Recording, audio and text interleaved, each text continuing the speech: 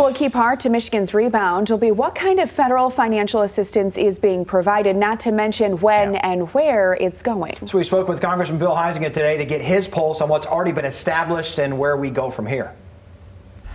Congressman Bill Huizenga, kind enough to join us tonight. First and foremost, before we look forward, let's look back. You had a nice little video Friday as you were leaving D.C. Pretty adamant about what you thought of the next proposal from the House on about a $3 trillion stimulus or relief package, what you didn't like in it. Let's talk about what you specifically didn't like, why it will not pass, and what you would like to see perhaps in our next stimulus package.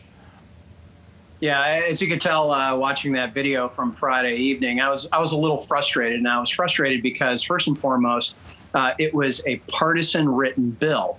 And up until this point, we have been working on a very good bipartisan manner. You know, we did our first COVID relief bill voting happened March 6th. And it was $8.2 billion, which seems like a rounding error at this point. But that first $8.2 billion happened right at the beginning of March. And every step along the way, it had been a bipartisan effort. Well, that went right out the window, and I would contend it's because the speaker needed to satisfy the more radical left wing of her party, and that's where they went with a lot of this stuff. You know, funding for Planned Parenthood. You know, we've got small businesses in Michigan that haven't gotten their PPP funding, yet we're going to open that up and fund Planned Parenthood. National Endowment for the Arts and the Humanities. You know, billions of dollars towards the post office, all without a direct connection into COVID. And so it really became sort of that pet project and pet policy grab bag that really frustrated me. And we've already spent $2.9 trillion. And we don't know all the positive or negative effects of that yet, because not all the money has even gotten out the door.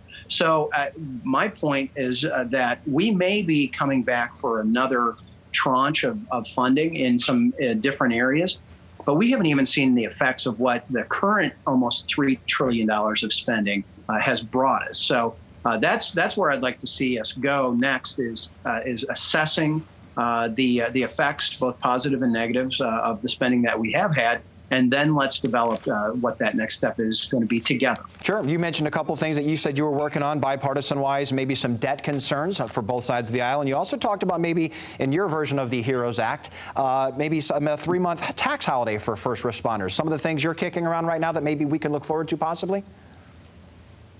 Yeah. My version of the HEROES Act, which I introduced at the beginning of April, is modeled on what we do with our men and women in uniform when they go into a combat situation, is we suspend collecting their federal income tax. So it's an automatic instant boost to their bottom line.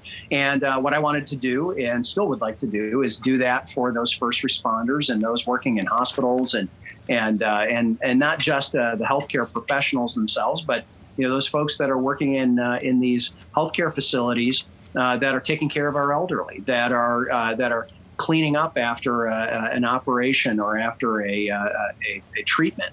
And I think those people do deserve that. So my version of the HEROES Act, helping emergency responders overcome emergency situations, was a little more narrowly focused. I don't want to create another fund that is going to be administered by a Washington, D.C. bureaucrat who's going to be taking applications in to figure out whether you qualify or not qualify.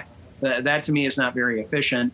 I think my version of the HEROES Act gets to those frontline workers. And then I also have something that we call the Patriot Bonus, which is private sector companies giving additional pay to their workers right now as a reward for working in this crisis, and they get a 50% tax credit for that. So whether it's a $2 an hour bump in pay, or whether it's a weekly bonus, I know there's some manufacturers that are doing that, or whether it's a one-time bonus, I want to help incentivize those companies to do that for their employees. Well, for many, the idea